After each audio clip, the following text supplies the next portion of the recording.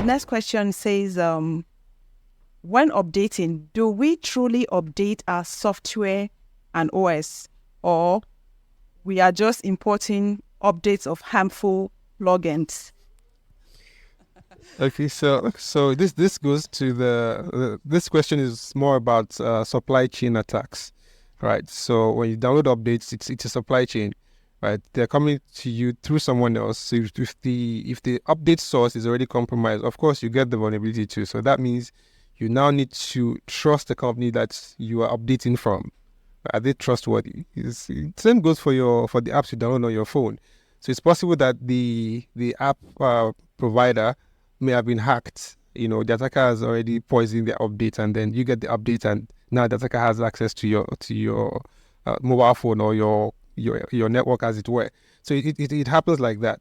But the updates that are critical that could be damaging are the ones that have to do with the operating system, and most likely your antivirus solutions or your firewalls or protection solution in general. And this kind of organizations, they have really high standards for the update process. There are several stages, from the development to testing, staging, quality assurance before it goes live. They've done a whole lot of tests. So there's very little chance that those updates will come to you poisoned. So I think you should worry more about your own. Of course, it's important to worry about that because we are human beings, and humans are very prone to errors. So humans can make mistakes, and so it's a worthy concern. But I think that the risk is really, really low from that. The risk is more from you, the end user, and how you use the tools that have been given to you. So I've seen people who bought millions of dollars worth of cybersecurity and just they didn't turn it on. Right? It was just there. That's a human being. We see that a lot in the cloud. People deploy stuff in the cloud. They have files in the cloud, and none of them is working. It's not turned on. So at that point, the updates are not the major issue.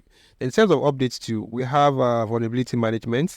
We have stuff like ESM, that's external attack surface management, or the internal attack surface management, that can help you to scan for vulnerabilities that's in operating systems or applications, and prioritize them, tell you which ones to patch first, which ones are critical.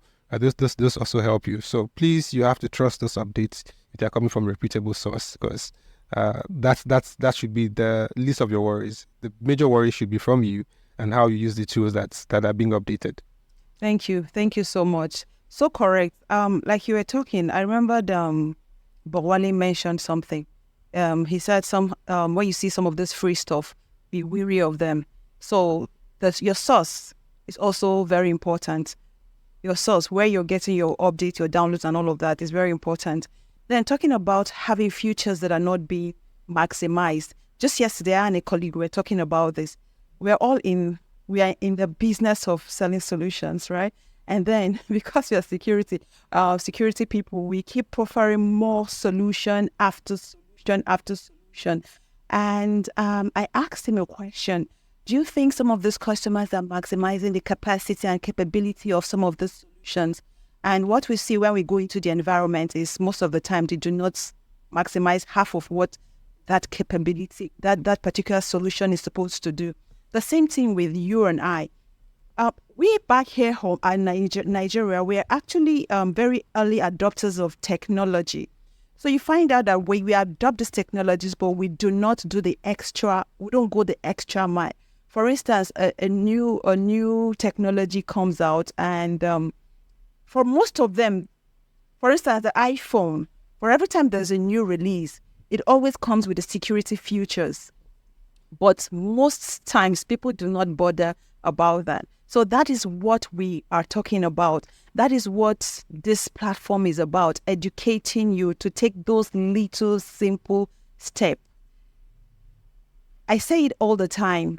Really, security is your responsibility.